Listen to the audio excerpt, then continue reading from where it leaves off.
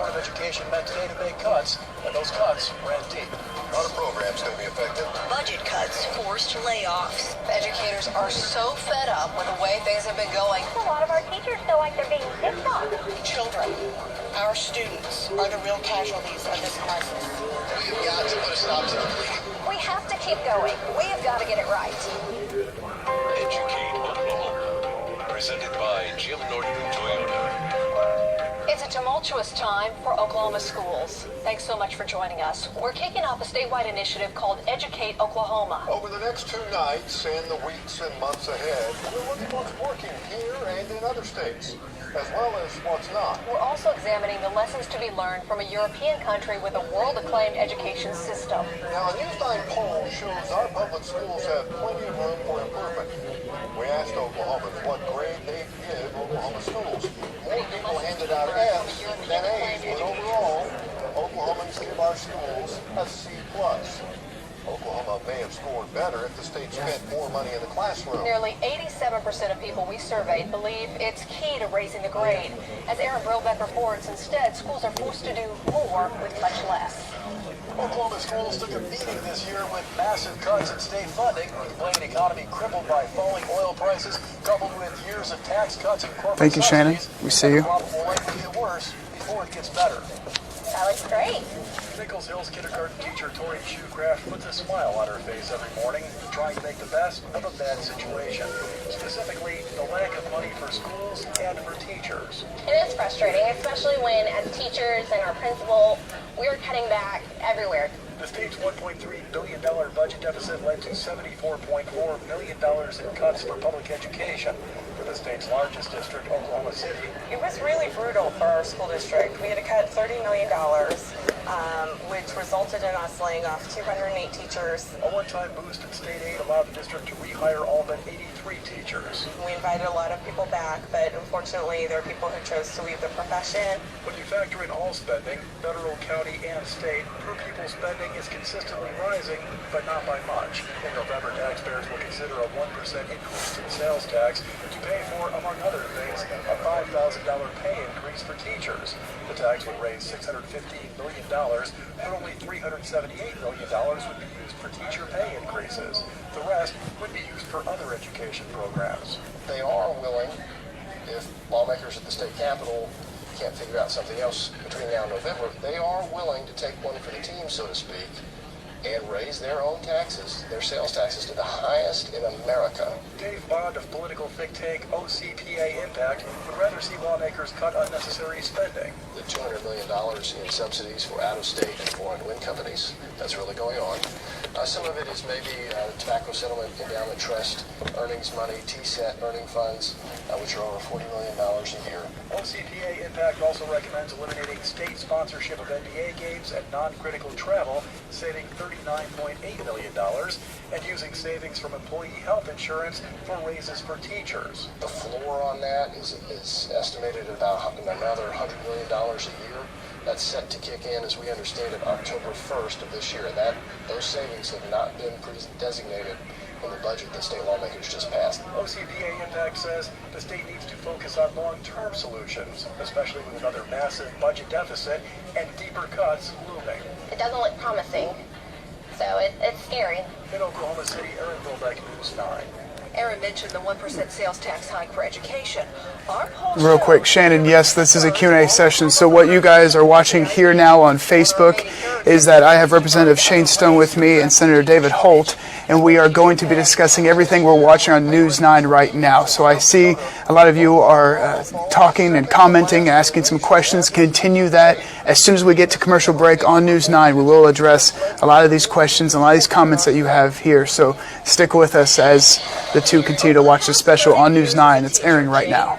has collected a lot of stuff. And we need lots of pens. She's currently a teacher in Edmond. Her daughter-in-law is a first-year teacher in Plano, Texas. She just started teaching this year in Plano, and she's actually making more than I am. How much more? About $11,000. It's unfortunate because we're better in Oklahoma than that. Alicia Priest is a former teacher and current president of the Oklahoma Education Association. She says the last time legislators gave teachers in Oklahoma a pay raise was in the 2008-2009 school year. 2008-2009, our beginning salary for a entry year teacher was $31,600, and for 2016-17, the beginning salary for a teacher is going to be $31,600.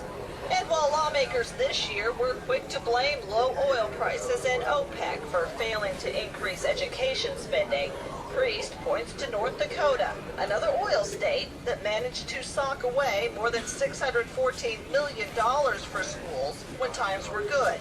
In the 8 years since Oklahoma teachers received a raise, oil production in the state doubled and prices exceeded $100 per barrel before tumbling last year. We haven't made education a priority in funding. We just haven't. We've given corporate tax breaks, we've given oil and gas breaks, but we had an opportunity to really look at those things and make changes. It didn't happen. The teacher pay in Oklahoma is not very good, so I was working 3 jobs at some time throughout the year. Amy Teetsort was a teacher at Tulsa's Union Public Schools, but this summer, when one of those part-time jobs offered her a full-time position, Amy made the difficult decision to leave a career she loved. In the 3rd grade is when I decided that was my calling. I had an amazing 3rd grade teacher, and from there on out, that's just what my passion was. Amy is like the legions of other teachers who are leaving the profession or the state in search of higher-paying jobs. Last year, Oklahoma issued 1,000 emergency teacher certifications, allowing college graduates to teach without a teacher certification. But Amy says she would consider going back to teaching if things change. Dana Hurtnicki, News 9. A report out this month contends real teacher pay in Oklahoma. Okay, real quick, Misty, thank you very much for coming. We do see that. Again, we are in the middle of the program right now here on News 9, but once we get to that commercial break, we will get some reactions, some thoughts from both the representative and the senator here beside me. So again, continue to follow along here on Facebook. Comment as you see everything that is unfolding on News 9 right now. If you have a thought, if you have a question, go ahead and comment below. We will take note. And so just let us know on Facebook as you continue to watch our Educate Oklahoma on News 9 right now. Coalition says 17% of new teachers here in Oklahoma will leave the state or the profession in their first year. Now, Pittsburgh County's Jason McMullen actually stayed in the profession. He did. He spent more than a year teaching in Oklahoma towns like Carnegie and Stigler. He even came back to Oklahoma after a stint in Dallas. But he says he just couldn't make it here. So today, he calls Arkansas home. Alex Stanley reports. The situation in Oklahoma doesn't seem like it's ever going to get better. And so, yet, for me, it comes down to my family. I got to provide for my family what I got to do. It turns out just 20 miles from the Oklahoma line in the boomtown of Springdale, Jason says he has found the place he's always been looking for, but could never quite find in the Sooner State. Well, you start looking at the growth, you start looking at the teachers' salaries, you start looking at the benefits, you start looking at the way that the community supports them, and you start going, wow, this is the kind of environment that you kind of dream of as a teacher. Jason's making $16,000 more than his last job in Sulphur, but he says it goes beyond a paycheck. It's the way he's treated as a professional. If there's a challenge that comes up, I know that somebody has my back, that somebody is going to help me do the best that I can because we're all in it for the same reason, and that is student success. Oklahoma also has a new Teacher of the Year today.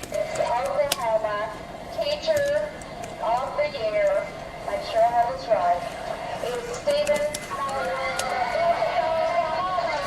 After 27 years of guiding Oklahoma students in Perry, Lawton, and Broken Bow in debate, speech, and theater, English, geography, and journalism, Stephen began looking at retirement. But after all those years, his salary maxed out at a paltry $26,000. He pointed his trunk south, and when Oklahoma's one-time Teacher of the Year crossed the Red River, he got a raise. $2,000. For 10 more years, Stephen drove to North Lamar High School in Paris, Texas, so that he might have some financial peace of mind. Less than a year after he retired in Texas, they followed him back to a welcome that speaks of what Oklahoma lost. Does everybody get this kind of welcome? No. It broke Stephen's hurt to cross the Red River. I miss you. But look at the legacy played out in hugs. Look at you. What are you doing? He left after a decade in Texas. A state line's invisible. I'm coming. This kind of respect is not. See y'all in a little while. This is what every teacher strives for, what every student and parent hopes for. Oklahoma had it and lost it. When I drove across to make a living, I left dreams and visions. My dreams and visions were left in Oklahoma. Alex Cameron, News 9. Stephen was class of 66 Okay. and high school. His That'll do it. principal, 5 brothers There for this first block. Okay, instant reaction. Now, you saw that we covered the low teacher pay, a bit of the cost of living, and the teachers leaving Oklahoma, and the budget crisis as well. So, Representative Stone, let's go and start with you. Your instant reaction as far as seeing that, hearing from those teachers, and some of what they were saying. My instant reaction is that a lot of what we talk about happening is happening right now. And a couple of faces were just put to the story with that mother who's been teaching for a couple decades in Oklahoma, and her daughter goes to Plano, gets a job, immediately is making $11,000 more than she has, despite all the experience. Our teacher pay ranks horribly, and I noted that the cost of living, if we adjust for cost of living, that moves our teacher pay from 49th to 30th. I would argue that even at 30th, that's nothing to strive for. And cost of living doesn't work quite that simply when you're talking about all the different costs, but going to 30th isn't acceptable. We need to strive for more than being slightly below average. And real quick, again, we are live on Facebook right now giving reaction to what we're watching on News 9, our Educate Oklahoma special. I've got Democratic Representative Shane Stone on my left, to my right, Republican Senator David Holt. Now, as far as your reaction from what you were seeing that first segment, what's your instant reaction? Sure. Well, the most compelling part of the first segment was obviously about teacher pay. And I don't think you'll have much daylight between Representative Stone and I on this issue. I mean, I think that the greatest threat to the future that we want to have for Oklahoma right now is our low teacher pay. And, you know, the point was briefly made about cost of living and all that. But, you know, whenever that comes up, I always ask people, would you do that job for $35,000? You know, I mean, does that really sound like a lot of money even here in Oklahoma? I think that we need at least ultimately a $10,000 raise. That's probably what we should have done years ago. You know, this talk of a $5,000 raise is nice. We can debate the means, and we probably will before the hour is up. But we really need to go much farther than that, and to keep up with not just the region but the country, and attract the kind of people into the profession that we want. And to respond to that, now someone even commented again, comment on Facebook Live, we're watching what you say. Someone even said, talk is cheap, actions are what matter. So how do we do that? Is it we pass the penny sales tax in November, or how do we do that? I think there are better options. I mean, that will be on the ballot no matter what. I continue to advocate, and I think there are discussions underway, for the potential of a special session to come up with a better proposal, because the problem is you absolutely need to address teacher pay, as I've just said, and I introduced legislation in January to do that. So I would say, at least in my case, talk is not all I've done. But that didn't advance. Nothing advanced, as a matter of fact, and we've been left with the penny sales tax proposal in November. I think the legislature should come back and come up with something better that doesn't raise our sales tax. I mean, I don't want the lowest teacher pay in the country. I also don't want the highest sales tax in the country. Right. That's going to damage cities. It's going to damage public safety. It's a regressive tax. I mean, there's a lot of reasons not to like this proposal other than its ultimate outcome of teacher pay. But there are other ways to get there. We could expand, for instance, the applicability of the sales tax to certain things that all of our neighboring states tax, but we don't. Okay. And it wouldn't increase the rate. I mean, there's a lot of ideas out there, but I think we could get there a different way. And I really think we failed as a legislature, that we didn't come up with an alternative back in May when we could have. Representative Stone, what do you think? How should this happen? How should teachers get more pay? I'm along with Senator Holt. I don't want to see the highest sales taxes in the nation. That's terrible for people who aren't, it's like you said, a regressive tax, terrible for people who aren't making a ton of money, which does include teachers. I think we've passed far too many corporate subsidies. I think we've had some tax cuts in the past decade that have been very irresponsible. The income tax cuts, the gross production tax cuts on oil companies who have been making money hand over fist up until the most recent few years. We should have made more wise, more, I would argue, conservative even decisions back then, rather than waiting until the whole thing goes up in flames like we have, and sitting here now with very few options. Okay, we're back here, so let's go ahead and watch here on News 9, and then after each story, I'll make sure to kind of get your reaction as well, kind of a quick little one line. Meyer says the district competes with suburbs on salaries, but still has teachers leave to work out of state. They're especially short in a few areas. Special ed, math and sciences. These are very difficult categories to fill when it comes to teachers. And so those are areas that we're always looking for. Bradley Eddy is in charge of hiring for Tulsa. He says the turnover of teachers forced the school district to create a new model for hiring, with faster paperwork and instant interviews to qualify candidates. And the final test? It's a little nerve-wracking, but yes, I am prepared to teach a lesson on the letter O. A vowel is a letter that has two sounds, but we're only going to learn one sound today. Hale went through the process from introductions to teaching a sample lesson in a single morning. There is a chronic shortage of available teachers. Some blame the pay or the work, but the man in charge of hiring in Tulsa says public respect is part of the reason people go into teaching or decide to do something else. Teaching is still a great profession. Teaching is fulfilling and satisfying. It doesn't always, it doesn't get the same respect from the community, I believe, that it used to get, but it still fully deserves that, and I think that pendulum will probably swing back. Lacey Lowry, News 9. As class sizes grow, students get less individual attention and could be more likely to fall through the cracks. Whatever the reason, it's a significant problem. Year before last, more than 3,600 Oklahoma students dropped out of school. Teacher shortage is something we'll also address as well. So especially the emergency certifications that were just approved, several, and then even last year alone, there are about 1,000 approved. So we'll discuss that as well as far as how to retain those teachers here in Oklahoma. And I know you had actually authored the student teacher bill. Right, yeah, we should talk about that. Okay. At the same time, and that's probably why I'm so tired at the end of the day, is because I've done both simultaneously all day long. It's a challenge many teachers say is increasing and causing schools to reconsider how they handle behavior. Tulsa is one district moving away from the idea of sending students out of the classroom. Of course we want to see Cindy, I do see you as well, and Samantha Smith about having other states mentor us. I do see you guys commenting at this time, and so as soon as we finish this story and we get back into that commercial break, because we are watching Educate Oklahoma right now on News 9, I encourage you to do the same so that way you can continue to interact with us throughout this break here. But again, I do see you commenting, and I will ask the representative and the senator some of your responses. Come in and work it out. We have to get really good at providing those opportunities and making sure that the parents understand that we do want them in the building. We do want them to be a part of the education process. It's critical to education that parents be involved.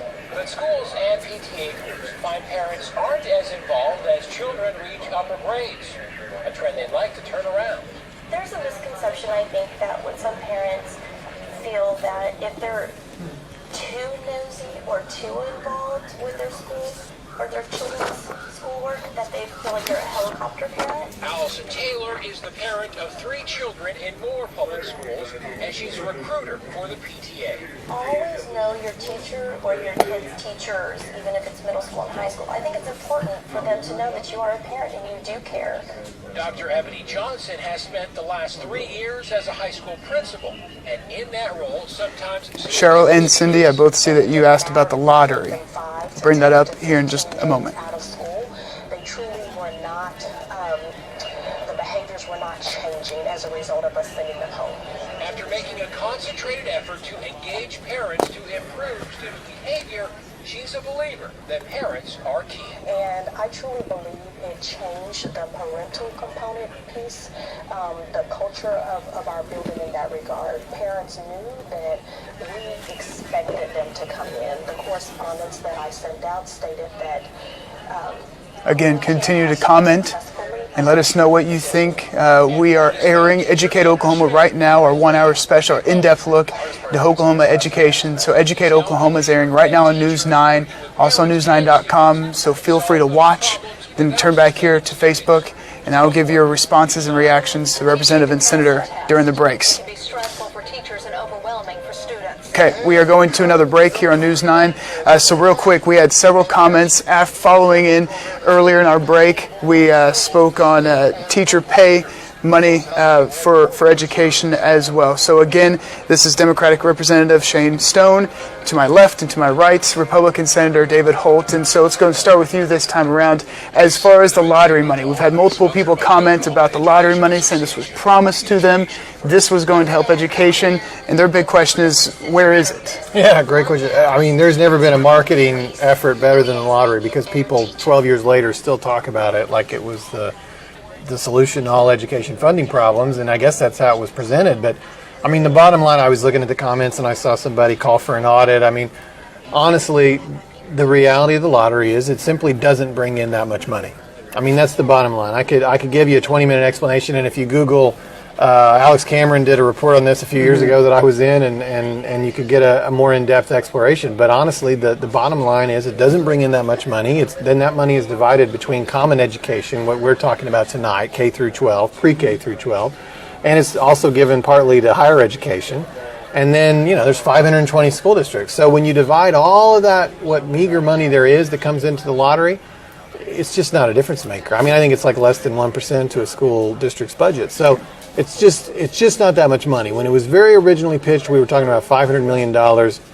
Now, it's way less than $100 million a year. And that may sound like a lot of money in the abstract, but when you consider that the state education system gets $8 billion, less than $100 million is not the difference maker that we're looking for. So that's the deal. It's not the silver bullet that people might have hoped for. If there's anything you'd like to add to that, feel free. We did have someone comment as well that they wish that some states could mentor us as far as how to figure out spending with education. So it seems like Oklahoma is alone in a lot of aspects of dealing with money issues and funneling it to education. Is that a thought at all? I mean, would that be something you're open to as far as getting some advice from other states? Absolutely. And just to tack on a little bit onto the lottery, that there is very little money coming in from the lottery. I agree with that. And part of the issue, too, is whenever money is promised for education, I mean, just for simplicity's sake, let's say you have an education budget of $5, and we say, okay, we're creating the lottery, that's going to bring in $1. The legislature has essentially cut $1 from that, so instead of making it go from 5 to 6, cut it back down to 5, use that $1 to spend it on subsidies, tax breaks, those sorts of things. But on the idea of other states mentoring Oklahoma, we've taken the same approach as Kansas and Louisiana with our budgets, and we've wound up in the same place that they have with education, where we're severely underfunded. It's very important to, rather than our race to the bottom, trying to lower taxes as quick as Kansas is and thinking that's going to make us competitive, I would argue we're a much more competitive state if we do things like North Dakota has, which is keep taxes where they were previously and use the extra money that we would have gotten over the past 10 years and funneled that into education. So much more in North Dakota here in just a little bit. For now, let's go and turn back to our Educate Oklahoma special airing on News 9 right now. Again, you follow along on News 9, watch it with us, then comment on Facebook, as I have Representative Shane Stone, Democrat, and Senator David Holt on my right, who is a Republican, so we can get both sides of the aisle into these responses and some reaction to Educate Oklahoma. It's airing now on News 9. Removes the requirement for Oklahoma to seek an annual waiver from burdensome federal An iPhone charger eventually. I can get one. Yep. Can you grab the iPhone charger under my phone or under my desk? The biggest change here is control. Facebook Live will get through that battery. The bulk of education policy and decision making back to state and local control. I know it's easier for parents to talk to a local school leader and a local legislator at the Capitol. It's impossible to talk to people in Washington, D.C. and see a difference be made. Now the Oklahoma Department of Education is asking for your help. I would like to invite you to be part of a vital process, one that will shape the educational experience and outcomes of Oklahoma students for years to come. The department is calling out to parents, educators, administrators, students, and community members to take part in a survey. Do you need your phone next to you? Or can we charge it? For a little bit. Yeah, I can charge it for a little bit. I'll find it. Okay. You're still hooked to your microphone. And school culture policy for every Oklahoma student. The 17-question survey asks you to weigh in on how the state should measure things like student progress, accountability, how the state can help low-performing schools, and teacher certification. They said states, you decide what it takes for a teacher to be certified in the classroom. In a state like ours where we've got a 1,000 teacher shortage, we need that flexibility. The survey is also a chance for the community to suggest how federal dollars should best be invested in Oklahoma schools. Superintendent Hoffmeister says that will be one of the greatest impacts. For example, Hoffmeister says, quote, states will now be able to determine the most appropriate research-based plan to address school improvement and student support for Oklahoma students. This is different from the old one-size-fits-all approach of No Child Left Behind, end quote. Once the survey phase is complete, a first draft of the new ESSA plan is expected sometime in October. There will be additional opportunities for community feedback in November. A second draft of the plan is expected by February 2017. The governor will review it before the plan is sent off to the U.S. Department of Education for approval. And if you'd like to participate in the survey, we've linked it to news9.com. For years, the sheer amount of standardized testing in schools caused controversy, but that changed. Again, right now here on Facebook, I'm with Representative Shane Stone, Senator David Holt, and we are watching Educate Oklahoma on News 9 and reacting to that. And also, you watch Educate Oklahoma as well. And let us know what you think, what any questions you may have as far as our coverage, who we highlight, what we highlight. Let us know your thoughts, feelings, and questions, and we will respond to them as quickly as possible here during the break on Facebook Live. So continue to interact with us and watch along with us on News 9 right now. Understand that these are high-stakes tests. Everybody knows a teacher who's sort of reached the point of burnout. Think of past testing requirements like building a sandwich. The No Child Left Behind Act required federal testing in schools. That's the bread. As the states changed, the states upped the ante, and instead of just toast for lunch, now students needed something more substantial, so Oklahoma added its own requirements. Then the sandwich became more involved when districts added their toppings, their own layer of testing requirements. In the end, students were taking Did you come up with the sandwich analogy? I did not, no. I was impressed with it when I saw that. It made me hungry. Assessments that are federally required. The new state testing requirements mean each Oklahoma student will only need to take 18 tests plus a college readiness test like the SAT or ACT before graduation. And that cuts the requirements almost in half. And educators say that's a change that could steer Oklahoma students in the right direction. Now we're going to focus on learning, and then we're going to measure that. But we don't need to do that over and over. What this does is it frees up the classroom time to be spent doing what the teacher knows is going to be best for the students. So what tests will your child need to take to graduate?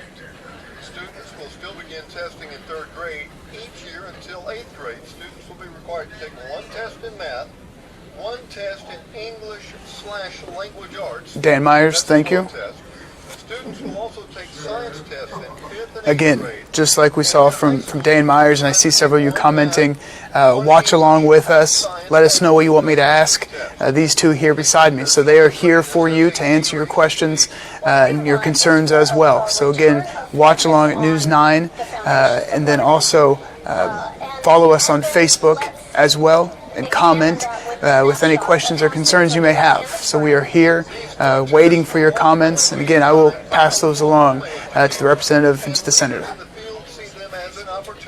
Having been given local control, we can create some assessments that really reflect what parents and educators and other stakeholders in education think are important content knowledge and important skills for learners to have. Then if we're teaching to the test, it's really not such a bad thing.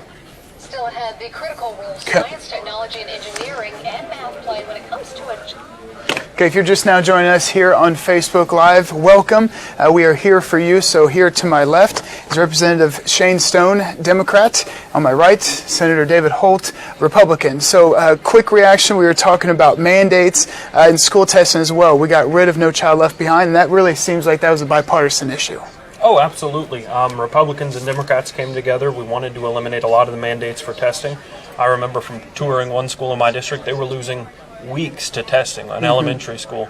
And when you talk about the limited resources already, time's the most important resource, and losing out on time was really hurting our students. Absolutely. Any reaction as far as that as well? That was a major play this year in the past session, getting rid of that. Look, I'm a parent. My local public schools, and they're not at the age yet, as you saw in the graphic. It starts in the 3rd grade, but they'll be there soon enough, and I don't want them to spend the time that we had students spending preparing for tests. You see why it started. It goes back to 2001, No Child Left Behind. It was a movement for more accountability, but I think we heard clear that direction ultimately, to the least of the down the road, was not popular, and it was as Super Hofmeister said, in time really learning through learning the kind of learning that we all testing movement began, and I think it was a good thing I co-authored the bill. Scale back the testing this year, and I think we're moving back in the right direction. And I've received nothing but positive feedback on that legislation. And it seemed like we took a while to get to this point as far as scaling back the testing this past session. Do you see it take another step? Are we going to remove more tests? Would you like to see more tests removed? That way it kind of clears the path for more teaching. Because if we can't get teachers here to stay in Oklahoma for the pay, the freedom may keep them here as well. As was made with the sandwich analogy, all we're left with is the toast, which are the federal mandates. And that's all we can lower it to. So we don't have any power to go to anything less than the toast that was shown. I do think there are some things we can do to keep teachers aside from pay, or maybe more likely hand in hand with a pay increase. But we really have gone down to the federal mandates, which is all we can do within the state. Okay, and we had some comments here on Facebook. Again, comment along with us. I have Representative Shane Stone, Senator David Holt here with me on Facebook Live as we watch Educate Oklahoma. So if you see anything, go ahead and comment, let us know. Dan Myers had asked, is there any real benefit, can you see any benefit to consolidating districts? That's a hot button issue, and absolutely. That may be addressed even more so in the next session. Absolutely. Or do we have a segment on consolidating? We do not have the segment at this moment. We'll hit it now. We're going to get right back to it. Okay. We're here All back right. in Educate Oklahoma, Dan. so we'll hang on Next to that. segment. Dan Myers. Justin Dougherty travels across the Center State to get a closer look. Hey, it's your time to shine. This is me. This guy looks real familiar. Country, Oklahoma's 500-plus school districts serve over 680,000 students. No matter the size or the socioeconomics, each district graded on the same scale. They're wanting one solution for everybody, and that solution doesn't fit everybody. At least one national assessment has found when students were given the same tests, an A student in a high-poverty school would be about a C student in a low-poverty school. And the number of free or reduced lunches in the school is often associated with poverty. What blood type is this? So from Jinx Don't play those guitars. to Duncan We are playing the game. We're drafting. and to Hugo. They're not qualifying that they're different districts with different needs and different problems. 3x to the third. First implemented in 2012, the state's A through F report card is made up of two distinct factors: student performance and student growth. The state education department says it's, quote, merely a communication tool that lets parents and communities know how local schools are performing. But a high grade could mean grades from the state, a low grade, professional development, improvement plans, and likely more state oversight. I think we definitely need less government. Superintendent of Jinx Public Schools, Stacy Butterfield. There are times that the government gets in the way of what educators, many, if not most, have spent a lifetime focused on. Butterfield's Tulsa area district is often seen as the top in the state. With over 11,500 students, 37% are on free or reduced lunches, well below the state's average of 62%. The state report card gives Jinx High School an A-, the middle school a B-. But all in all, if our community wasn't happy with what we are doing, or didn't feel like they had a voice, or didn't feel like they had an opportunity to contribute, I don't think we would be producing the results that our students and our staff produce. So Butterfield and staff members like elementary principal Susan Layer want to do away with state tests and create their own tests. ones that meet their district's needs. The testing itself, it just takes enormous time away from teaching and learning. Jinx, like most in the state, administers 35 state-mandated tests in one school year. So when did you do this report? It's stressful. I did it in probably, I believe I went there in February. Okay, so before the legislation. Yep. Let's allow, local districts to have local control about how And that takes effect next school year. So we've got this one school year with the same amount of tests, and the next year it's all implemented. When we have mandates and accountability that's coming from people who don't understand our particular needs, it's not helpful to us. In fact, it's detrimental. Melanie Hugh is heading into her second year as superintendent for Duncan Public Schools. This is Americana, and people are very proud of that. That pride often trickles down to school involvement. We have strong mentorship program here. But the time to have those guest speakers is now harder to find. Instead of innovation, we've turned to compliance. In the state's report card, Duncan High School has a C, the middle school a D-. Over 3,700 students make up the Duncan district. 55% are on free or reduced lunches. There are schools that have a higher number of free and reduced lunch students. We struggle on our report card grade. Brent wants to know about district consolidation. Yes. 95% of students at Woodrow Wilson Elementary are on free or reduced lunches. That school's grade is D-, just recently raised from an F. Oftentimes, Again, Stanley, Brent, Cole, we do see you commenting here on Facebook. Again, anyone joining us now on Facebook, watch along with Educate Oklahoma on News 9 right now. I have a representative and a senator here in the state of Oklahoma that are here to answer your questions, your comments, your concerns. So again, watch here on News 9 and then follow along with us on Facebook. As soon as we hit the break, I'll get their reaction to some of this that we're watching now here live on News 9. we do. That's right. And so then we start to feel like our kids are just being tested to death. We are playing the state's game. While that game is being played for at least one school in Duncan, We're trying to come up with something to make Hugo better. one entire district has to use nearly the same playbook. Is it an issue in Hugo? Just minutes from the Texas line in the southeast pocket of the state, Hugo. A small school with a diverse culture. With 1,100 students in the district, 91% have free or reduced lunches. Both the high school and middle school are failing the state's report card. English teacher Heather Samus has been in the district. Robert, I see your comment, see your question there. Thank you very much. I will write that down. We'll get to that as soon as we can right after the break. We're fighting kids coming in hungry because they haven't eaten. We're fighting kids coming in, they've missed a week because they couldn't make it to school because they had to stay with an aunt over the weekend, and then the parents left them there, and they had no way back to Hugo. Even State Superintendent Joy Hoffmeister sees the report cards as a flawed system. In 2014, she ran a campaign on getting rid of the report cards. In one report, she's quoted as saying, "We are meeting our obligation and are looking forward to a time when we have a better system, but it will require a legislative change." Citizens stepping up to make sure Oklahoma school... Okay. If you were just now joining us now on Facebook Live, we are following along at Educate Oklahoma. It's airing now on News 9. Here to my left, Democrat Representative Shane Stone. On my right, Republican Senator David Holt. And so real quick, we left it at our last discussion about consolidating districts. We've had a couple more comments here on Facebook. Again, if you're watching along or if you just have any concerns, any questions about Educate Oklahoma or the current state of education in Oklahoma, let us know here on Facebook. But back to that district consolidation, you seem pretty quick and wanted to jump in on this issue. Yeah, well, it's just, it just fires me up, and I think it does a lot of Oklahomans. We have 520 school districts in our state. We have towns of 10 to 20,000 that have multiple school districts. We have districts that have less than 100 students, and it's not just an urban, not just a rural problem, it's an urban one as well. Shane and I are both from Oklahoma City, and there are 24 school districts that have crossover into the city limits of Oklahoma City. I'm not just talking about the metro, I'm talking about the city limits proper.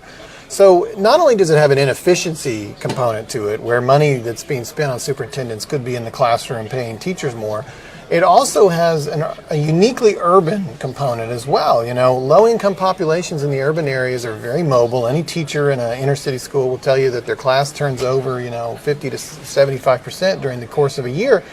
And those students, when they move across Oklahoma City, are not just moving schools, they're moving districts. Mm-hmm. So there's the inefficiency aspect of it, but as an urban legislator like Shane, there's this aspect of of the idea that we're not providing these students any kind of hope of continuity as they move around Oklahoma City and they change districts. So why are we stuck here? Why are we not consolidating? Why are we not moving towards lessening the amount of districts? I introduced legislation on that last year. Others have. None of it could even get a hearing. Well, why not? I mean, to not even get a hearing in some of the committees? Honestly, rural superintendents are a very powerful force at the state legislature. They don't. I don't know that the people see it that way, because it's one of the top 5 things I get a comment on in regards to the entire state government is why do we have so many school districts? And so I think the people are certainly on the side of consolidating, but the legislature to date has been on the side of superintendents who, understandably, we don't want to lose their jobs. If I were a superintendent, I would feel the same way. But we work for the people of Oklahoma, and there's 4 million of them. There's only 520 school superintendents. Mm-hmm. Representative Stone? So starting off with somewhere where we agree, in Oklahoma City, we do have an issue. And I know you noted your kids go to Oklahoma City Public Schools. My entire district's in the Oklahoma City Public School District. And it does create problems that other spots in the city aren't Oklahoma City Public Schools. But to say that part of our funding issue is that dollars are being sucked up by administration it's not true. We rank our administration to student ratio is 238 to 1, which is just kind of a number you could throw out there. But that ranks 43rd nationally and lowest in the region. Our schools are capped at only spending 5% of their entire budget on administration, and most school districts are well below that 5% point. So that's not what's eating up the dollars. And if you took every dollar that was in administration and put it into the classroom, our ranking in education funding only goes up about 2 ticks to 47th. So it's not so much a funding issue, and I'm not saying I'm for or against consolidation, but it needs to be up to local control. A lot of folks in Oklahoma City want to see it happen in Oklahoma City. It should happen. If the folks in other parts of the state don't want to see it happen in their community, that should be up to them. We talked earlier about keeping teachers. Local control will keep more teachers in Oklahoma. Okay, we're going to leave it right at that. We're back here. Oh, I'm dying. I gotta wait okay, on real quick. Of course it's local control, except for the fact that we subsidize it as taxpayers at the state level. I don't have a problem. If people want to keep their own school districts and they want to pay for it, that's fine. But they're not paying for it. We're paying for all those school districts at the state level. And to Shane's point, yes, it's not a silver bullet to the funding issue by any means. But if it's wasteful, it's wasteful. Why would you flush money down the toilet just because it's not that much money? No, we should save every dollar that we can. And relative to other states around the country, Florida has like less than 80 school districts. If other states can do it, we can too. I'll let you go back to the show. I'm going to get your reaction on this real quick before we head back to this. Would you like to respond to? I will go ahead. I don't think giving folks local control, I don't think having schools be a local entity with truly local government is wasteful spending. And sure, we subsidize a lot of things for rural communities, but we also do the same for Oklahoma City. The Oklahoma City Thunder have gotten some massive tax breaks. A lot of businesses in Oklahoma City get massive tax breaks. We just spent a lot of money on the Indian Cultural Center, which I was supportive of, but let's not act like we don't have things that benefit Oklahoma City more purely than rural Oklahoma as well. And with all due respect, Senator, I don't think local control is wasteful. Okay. Well, which is not what I said, but we'll go back to the show. Okay, we're going to go back. And again, continue to comment on Facebook. We are following along as well.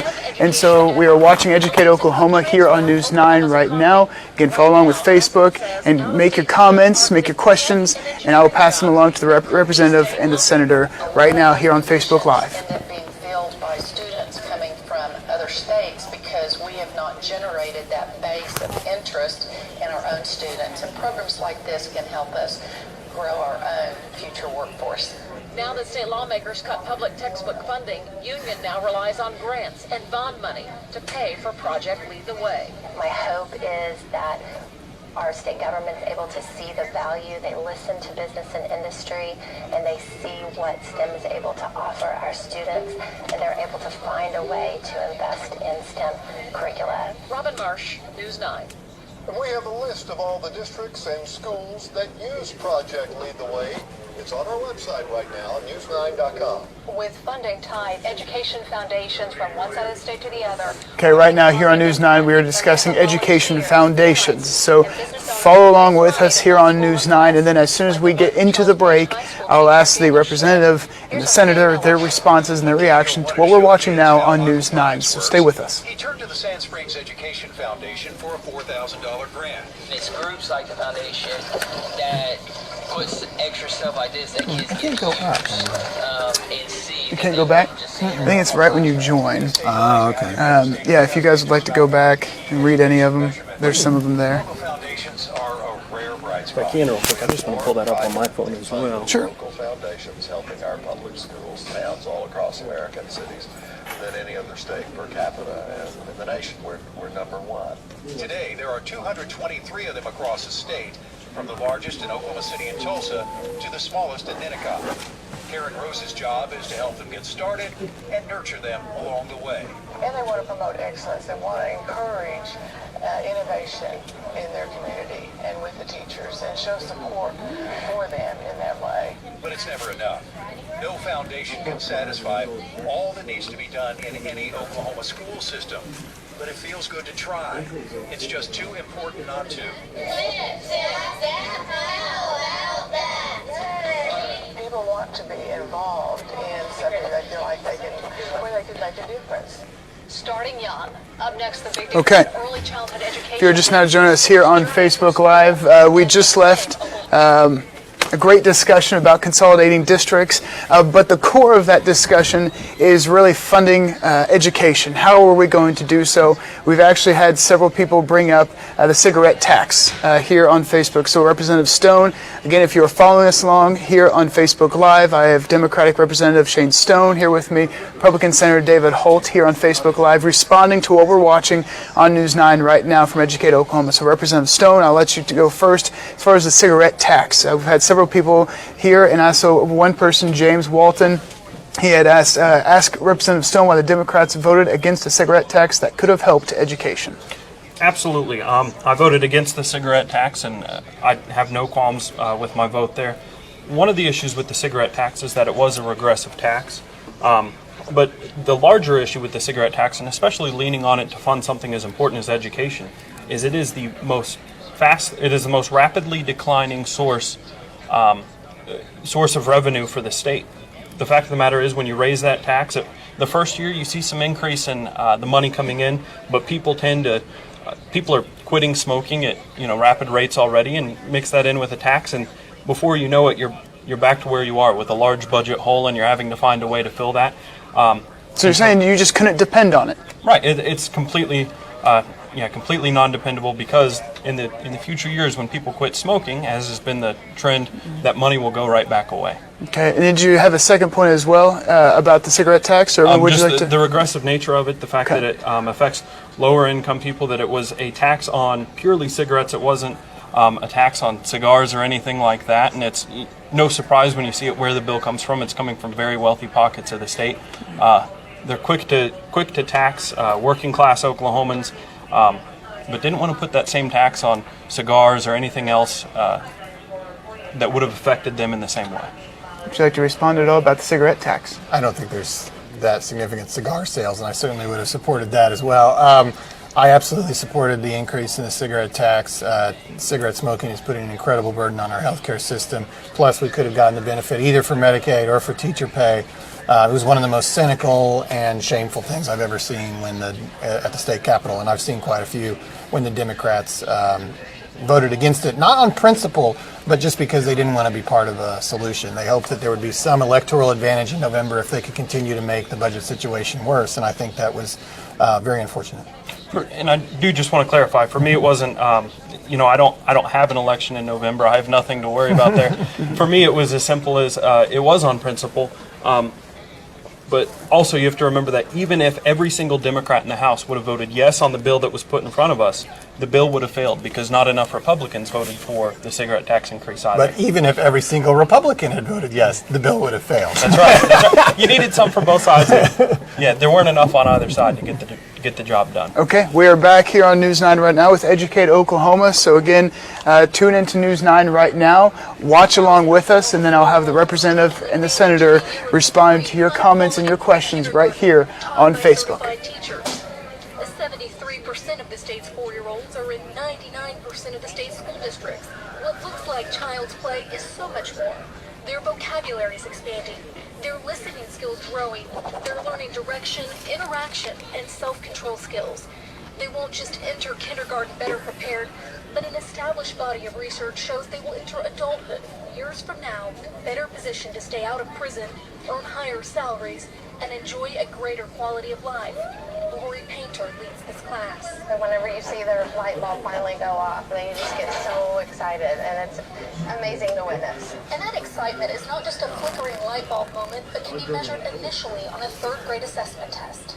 And you see a marked difference between the performance of kids that don't access early childhood and the kids that do. Nationally, research tells us how impactful. Again, continue to follow along with us on News 9. We are watching Educate Oklahoma. That is airing now on News 9. And I have a Democratic representative and a Republican senator here alongside me, and we are listening and watching along with you, and we're responding to your questions, your comments right now on Facebook.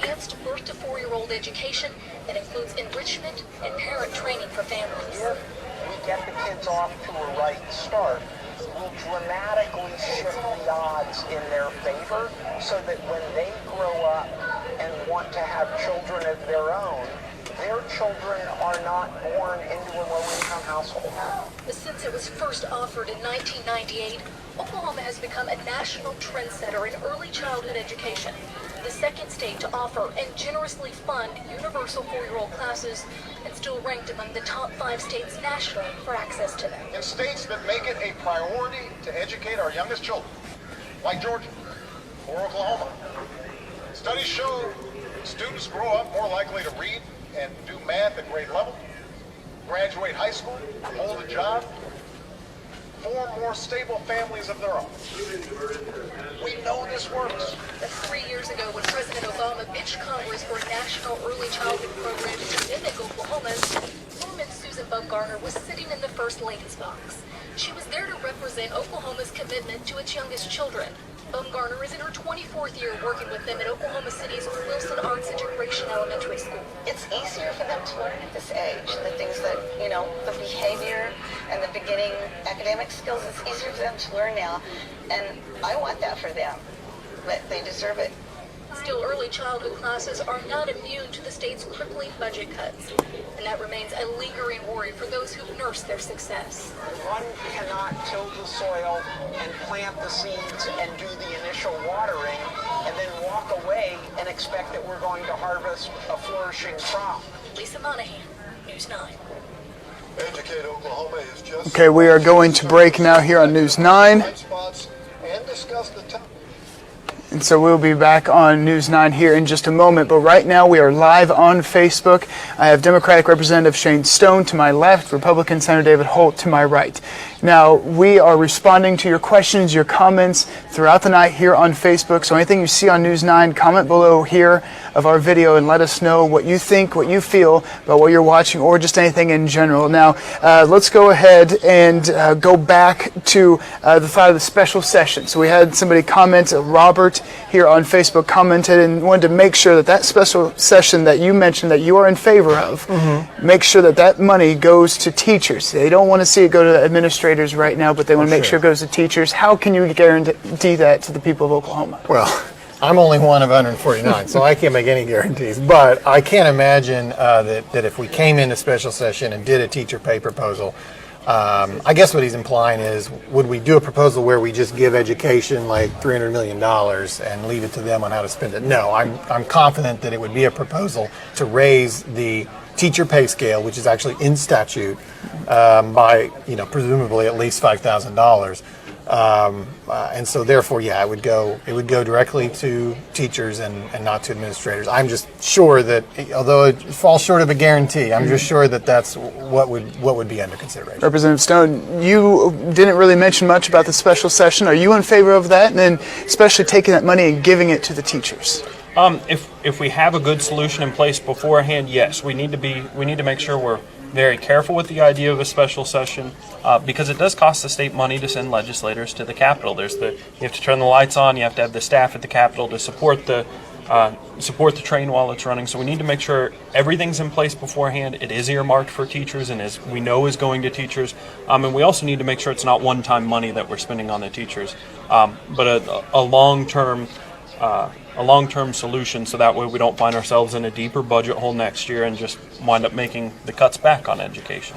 And Kenneth just commented, would you by chance have a ballpark figure about how much it would cost for that special session per day? I can't remember off the top of my head. I can tell you, it's about $30,000 a day, and you really, due to different rules, you really couldn't do it in less than probably 5 days. Now, I do want to say that neither Shane nor I would cost the state a dime because we do not get mileage or per diem, and much of the cost related to a special session goes to the legislators from outside Oklahoma City. I also want to commend Shane for being open to the idea because honestly, we do need a better proposal than the one that's going to be on the ballot. And if we do come in with a proposal that's already been thought through, I don't see what the harm in doing it right would be. Okay. We'll be right back. This is our final segment here on Educate Oklahoma. So tune into News 9 right now as we preview the second night. And we are live here on Facebook. Take your comments and questions. Different than Oklahoma, but none may be more different than Finland. So are you going to have this tomorrow night with somebody? State Superintendent Joy Hoffmeister. Oh, okay. Cool. Seniors. Each and every school held accountable by its own school board, made up of its teachers, students, and parents. Finland also ranks as the #1 education system in Europe and at the top in the world. Countless experts give the Finnish approach an A, at a time our own state scores itself a D+. In the United States, Iowa has long been synonymous with quality education. It's the birthplace of not only the Iowa Public Skills Test, but also the ACT, which measures students' readiness for college. But in recent years, Iowa's standards began to slip, and the state looked for innovative solutions. The answer, they believe, is funneling more money and more power to teachers. Their system is inspiring our own superintendent to push the legislature for change. We'll bring you those stories when we see you back here tomorrow night at 7 o'clock as Educate Oklahoma continues. It's part of our statewide initiative on television, online. Okay, and if you are just now joining us live here on Facebook Live, I have to my left Democratic Representative Shane Stone and to my right Republican Senator David Holt. And now we have been taking your questions, your comments throughout the evening. So again, right now on News 9's Facebook page of Facebook Live, we are taking your comments, your questions, and this is why we are here for you to answer any questions or concerns that you may have. Now, as far as what we have just discussed, Cole comes in and he has said that what is going to be better, more high-paid teachers with no supplies or the same pay and actually having supplies to teach with. And we heard tonight some teachers paying out of their own pocket hundreds of dollars just to get supplies for their kids. Hearing from those teachers saying that they have to pay out of their own pocket when they already don't make much a year. What's your reaction to that, and how do we fix that? How do we make sure that they're taken care of? To answer the question that was asked online, those kind of go hand in hand, and you have to find a way to fund both. You have to find a way to make sure that they can, that the district itself can pay for the equipment they'll need in order to teach, and you also have to make sure that, if the teacher's making a little more, it wouldn't hurt so much that they have to, buy some paper and pencils. But when you're starting off at $31,000 a year, those costs are very expensive. But at the same time, they shouldn't have to pay for school supplies, but they also should be paid more even without having to pay. So I know it kind of jumps around the question a bit, but the truth is we need to make sure we're funding both appropriately. Okay, and you had actually helped sponsor a bill. You had several bills that you sponsored that focused on education. One about tax credit for school supplies.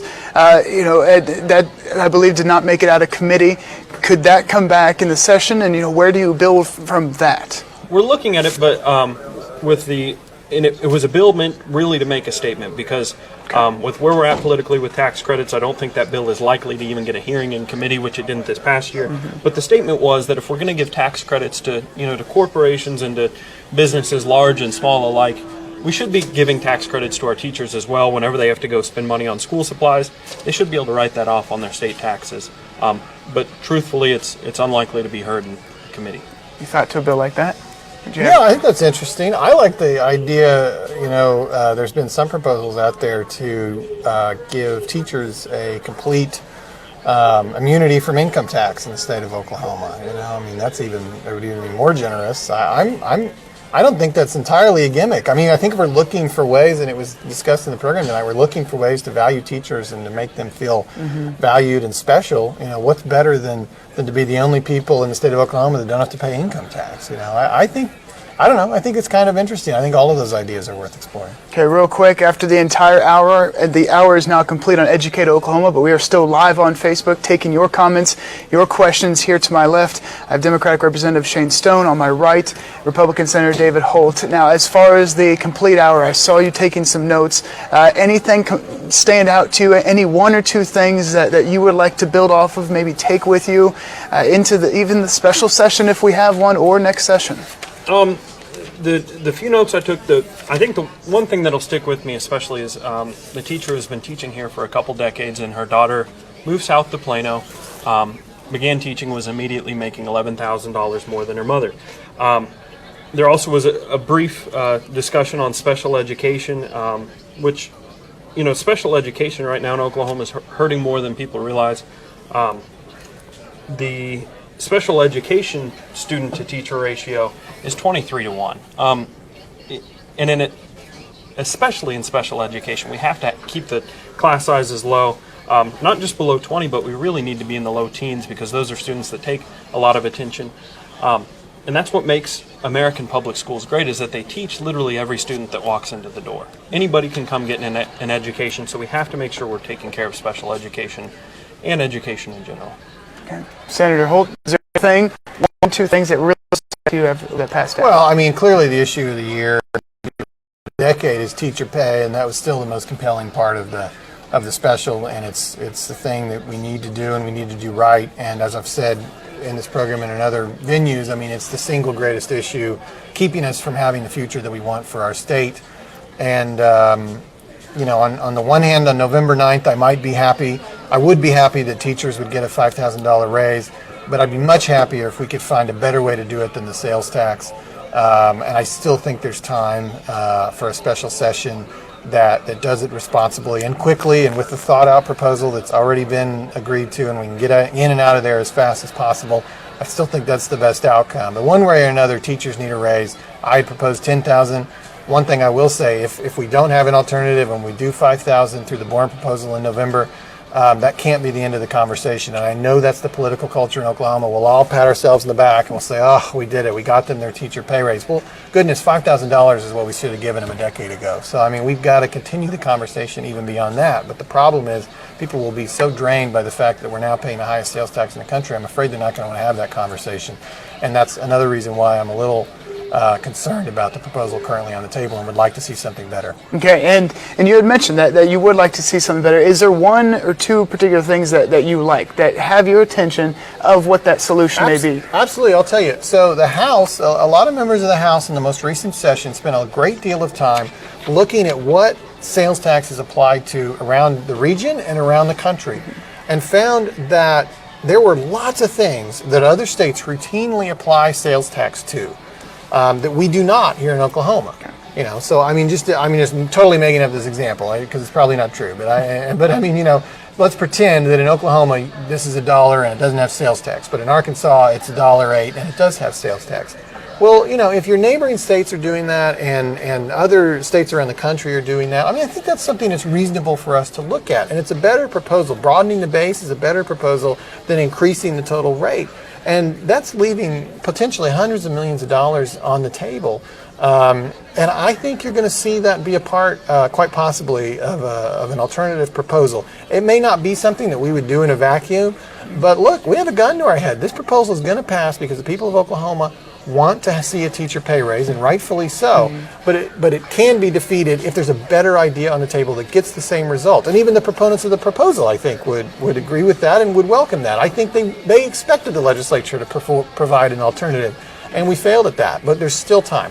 And once again, we are live on Facebook right now. I'm joined here on my left by Democratic Representative Shane Stone. On my right, Republican Senator David Holt. We are discussing teacher pay, as you said, probably the topic of the decade here in Oklahoma, especially the issue coming up in November. Now, he had mentioned his solutions that he likes, that have drawn his attention. Anything, one or two things in particular for you?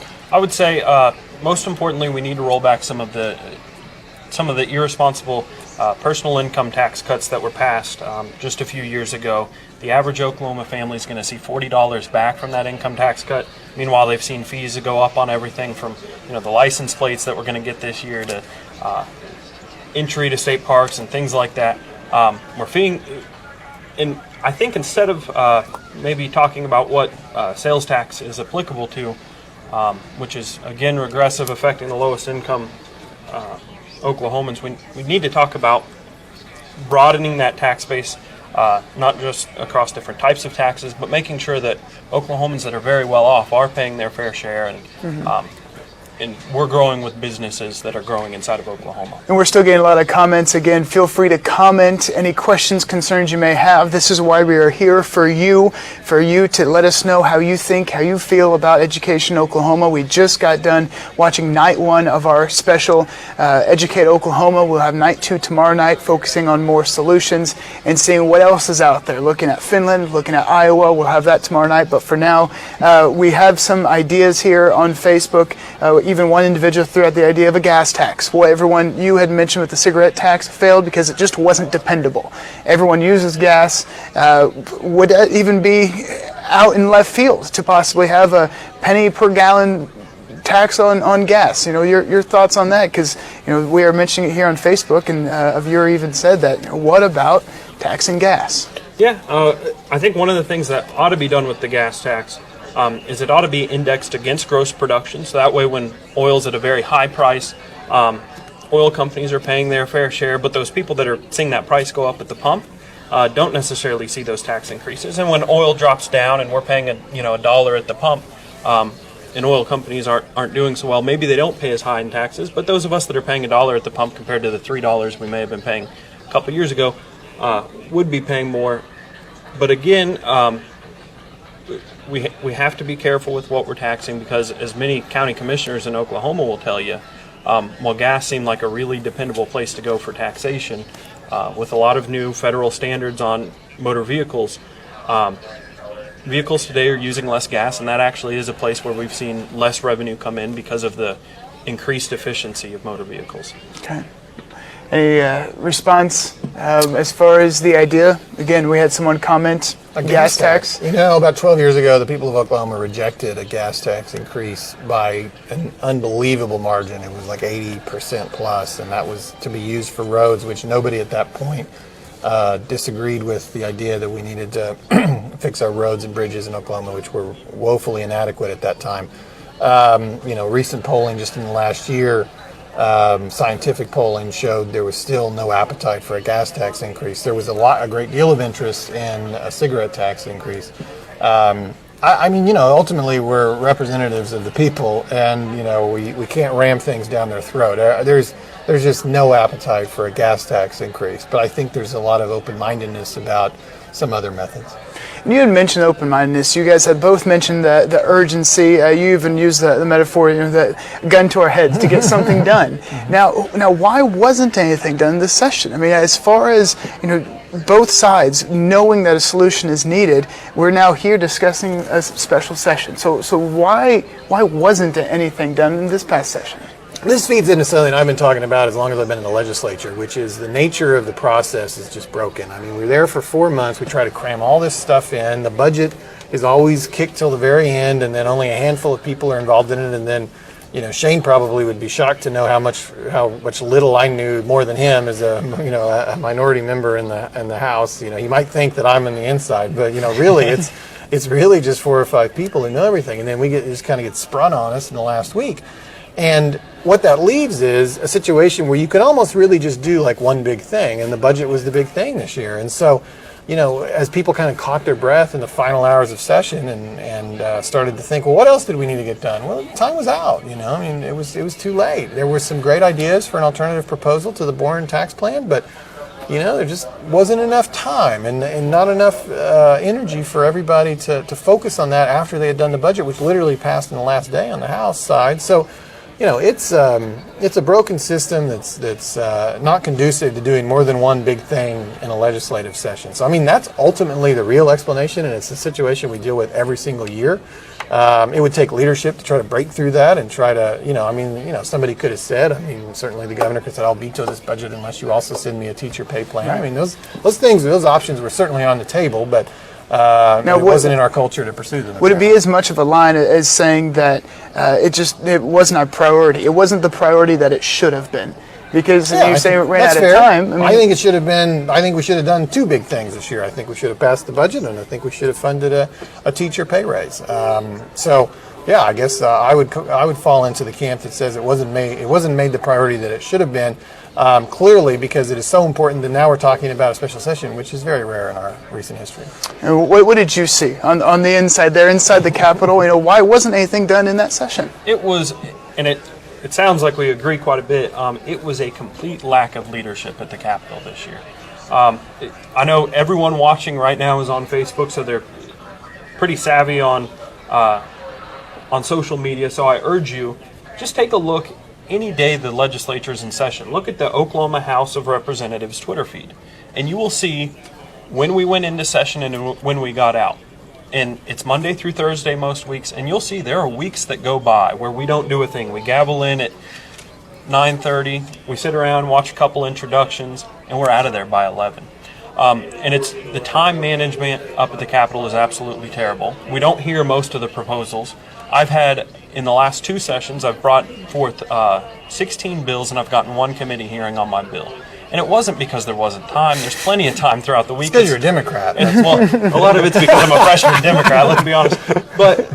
And then the budget comes out, and as Senator Holt said, the House voted on the budget on the last day of session. It was you vote for this budget and pass it, or you vote against it, send us into a special session, and we spend more money.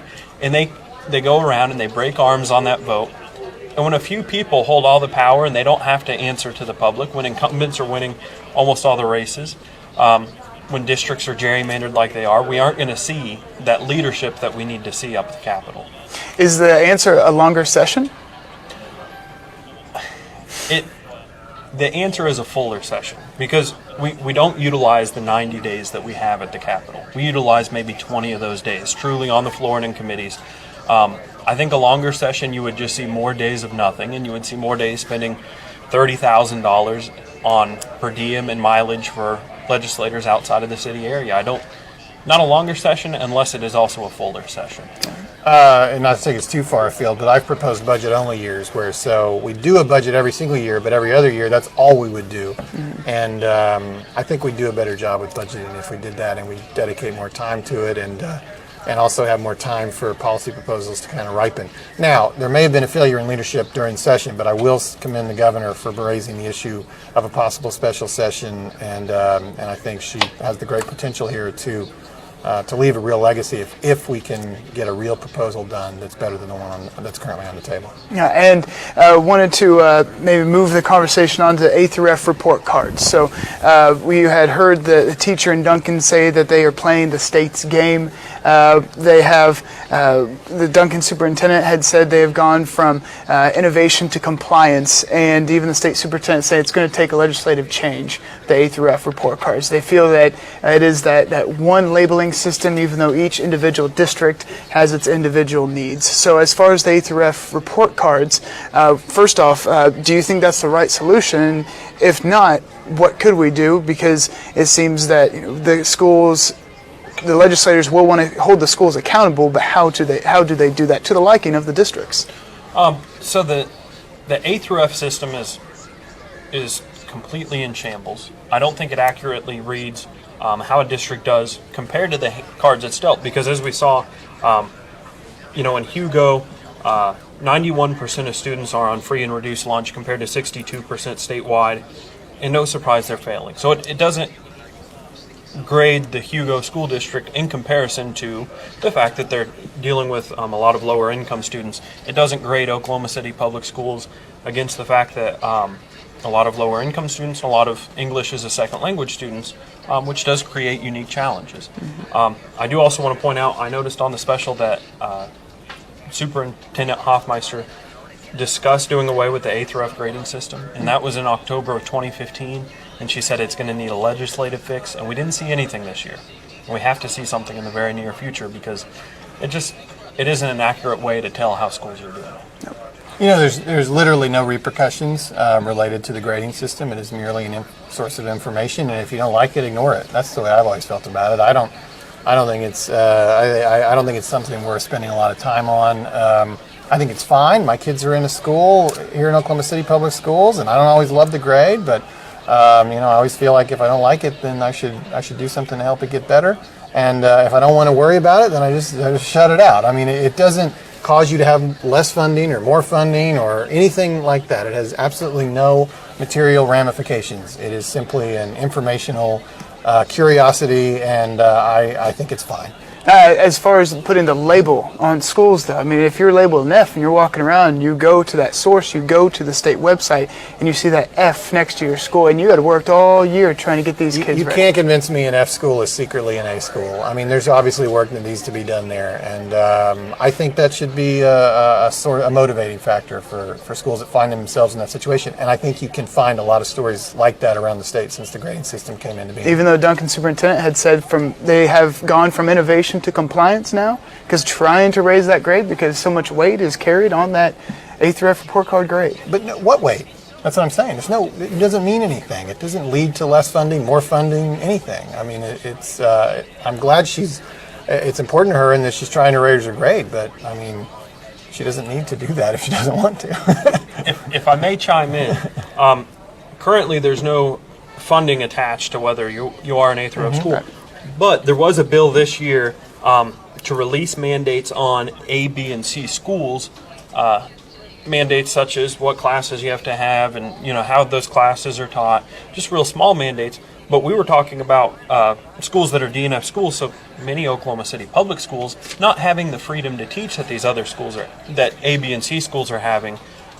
So we were talking about limiting the scope of education in lower income areas.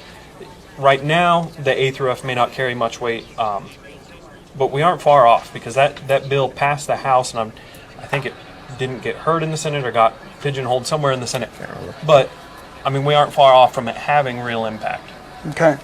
Again, right now I'm being joined by Democratic Representative Shane Stone on my left, and on my right, Republican Senator David Holt.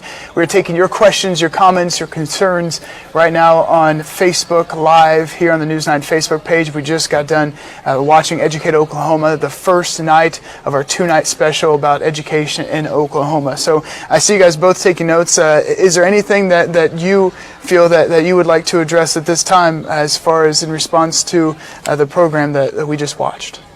I'm looking over my notes to make sure there's nothing that I wanted to especially harp on. I did want to give a shout out. I saw Superintendent Butterfield from Jinx talked about the fact that she wanted less government in her schools. Yes. And I don't think she meant she wanted less local government. I think she meant that the state government mandates were still too high. Yep. Which I completely agree with. The only mandates that we really tried to do away with this year were mandates on teacher pay, teacher health benefits, which if you take away those mandates, teachers are going to continue to flee Oklahoma. But we need to do away with the mandates in the classroom. Okay. Any particular topic that you had written down that you feel you'd like to address?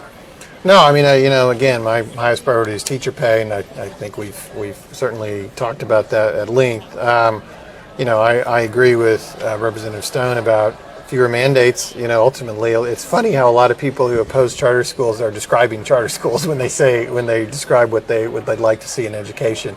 Ultimately, that's something we didn't talk about tonight. I don't know if it's in your program tomorrow, but innovation and charter schools, which is essentially a school drained of most of its mandates, are things that are just as important as school funding, and things that the young families in my community want to see more of. People are now having to put their names in for a lottery to get into John Rex Charter School. Other charter schools in Oklahoma City are among the highest performing, and they don't turn people away despite the myths sometimes associated with it, and they are public schools. And that type of innovation is just as important as the funding. But the funding is such a crisis right now, particularly with teacher pay, that's what we're talking about, and I respect that. But I hope we will also talk about innovation and reform as much in the future. Yeah, and we do know that charter school is a very hot button issue at this time, but we also know it's a very political issue as well. And so we wanted to maintain that focus on public education at this time. But since he did bring up charter schools, would you like to respond to charter schools and kind of that momentum that charter schools are gaining across the nation? Yeah, some charters certainly have their role. I know down on the south side we have Santa Fe South charter schools. They do tremendous things. One thing is that we have to keep in mind is that a full privatization of public education is not going to benefit the public in the long run. And another thing that we have to keep in mind is that although they don't turn students away, students have to engage the charter school in order to become enrolled. So there is that level of parental involvement that it requires. And really what you see with charter schools is it just highlights the fact that parental involvement is so important in education, which I know is something that was talked about in the special, but parents being involved in that education is very vital, and in charter schools that's made evident. Mm-hmm. So you're taking a note? Well, I mean, just the myth about privatization of schools. I don't know any charter school in Oklahoma that's run by some private company. It's all pretty grassroots, parent-driven. But he's right. Obviously, parent involvement is a key factor in any school's success. Yeah, and charter schools, again, hot button issue as well. So we wanted to make sure that we focus on public education, especially this charter evening. Schools are public schools. I just want to stress that. And so, but really, we do have some questions about exactly what charter schools make up of, and really, it's just a charter school that is kind of unregulated to a sense as far as a public school that is essentially doesn't have a superintendent, doesn't have a school board, and is free of many of the state regulations. I mean, that's the simplest way. And a lot of criticism, they are taken over by companies. There is money to be made in a child's education as well. There have been a lot of stories done that are critical of charter schools. One even had profiled one school where the company had just packed up and shut the doors and locked students out. And but not in Oklahoma. You're not describing the situation. No, that is not in Oklahoma. That nationwide level. Again, charter school is a very, very political issue at this time, but you would say the majority of Republicans very in favor of charter schools. Yeah, but what's funny is the very first charter school bill in the nation was authored by a Democrat state senator in Minnesota. Hillary Clinton is in literally the National Charter Schools Association Hall of Fame. It's not a partisan issue in other parts of the country. It's been very much embraced by Democrats, particularly in the inner city, and because it's the best thing for the kids. And it's amazing how many of these decisions about education the answers become obvious if you just gear it towards what's best for the kids, not what's best for the adults. And charter schools are the best thing for the kids, or at least availability of them. And would you like to add anything to that before we kind of put a bow on that? Just that we have to make sure we're careful with it. Because there have been cases, mostly in other states, of charter schools run rampant where they have sought more profit than education. And charter schools while they are public schools, you have to be very careful in the designation, because if we're using that same criteria, we could call private prisons public prisons. I mean, it's a very No, you actually framework. couldn't. They're not remotely the same. The charter schools are publicly funded, subject to state regulations. Private prisons are owned by private companies. That's not the case. In Oklahoma, it's the case that they're public. But we live in Oklahoma, right? So I'm saying we need to make sure it stays that way. We need to make sure that we don't see what we've seen in other states in Oklahoma.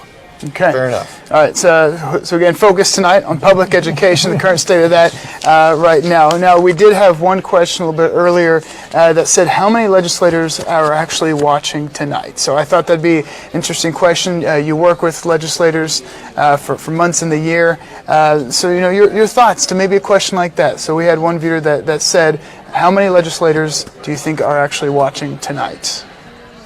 Well, I am, I'm looking through to see if I've seen any join. It'll tell me when my friends have joined, and unfortunately I can't pull up the list of who all's on there from my friends list. That may give me insight to a few. I did see a few earlier.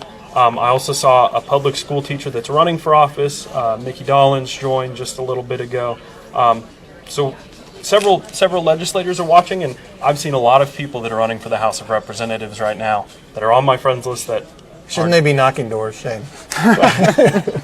Well, it is dark outside, so I'll cut them some slack, but normally I'd be with you. You need to be out there knocking those doors. And that really leads to a broader issue. That one question about how many legislators are actually watching, but that leads to a broader issue. We've seen it several times here on Facebook Live. Again, here to my left, Democratic Representative Shane Stone. Here to my right, Republican Senator David Holt. Now, let us know if you have any thoughts, feelings, questions on education right now. We are here to answer your comments, your concerns. But again, the one question where it asks how many legislators are actually watching tonight leads to a broader issue. They want to know that legislators care about public education. They want to know that legislators care about the current state of education in Oklahoma. You know, what can you say? What do you say to individuals that may approach you on the street, on the sidewalk, and they ask you, you know, what are you doing? What's being done about education right now? Sure. Well, I mean, half the state appropriated budget goes to education. You know, as your graphic showed, education spending has actually gone up over the last 10 years. I know that's not what anyone says, but that's just a fact. I mean, and I'm glad you put a graphic to that effect. Now, and it's practically all we talk about at the legislature. And I'm certainly not arguing with people who think that we should cut education or do away with it. Nobody has that position. So I think the reality is the real conflict is not about whether we care about education or not. Most of us do, passionately in some cases. It's really an issue of, you know, how do you get more funding into education without dramatically increasing taxes in some way? And you have, you know, a significant part of the Oklahoma populace that certainly likes that we have a low tax state and understands the trade-offs that go with that and doesn't want to see that change. And, you know, you've got to somehow resolve that tension. I think we are digging deep to try to figure out ways to bring in more revenue that maybe are not the same impact to people. Like I talked about earlier, the broadening of the sales tax applicability. You know, that's maybe kind of thinking outside the box. It's not a road we've tried before. You know, we talked about the cigarette tax. I mean, all these different things. But at the end of the day, I mean, you know, you have a middle of the road income tax, you have a really high sales tax, and you have almost the low, if not the lowest, property tax in the country. But altogether, it adds up to having one of the lowest tax burdens in the country. And, you know, I like that about Oklahoma. I think that's something we need to generally preserve. But it also, you know, it's also something we have to continually rethink and make sure that that's the direction the people of Oklahoma want us to go. And we also can't have efficiencies within that. You cannot have your cake and eat it too. You can't have a low tax state and waste money on 520 school districts. I mean, if we're going to have a low tax state, the only way we're going to get any kind of adequacy in education funding is to be very efficient with the dollars that we do have. And we are certainly not today. Okay. What about you? What do you tell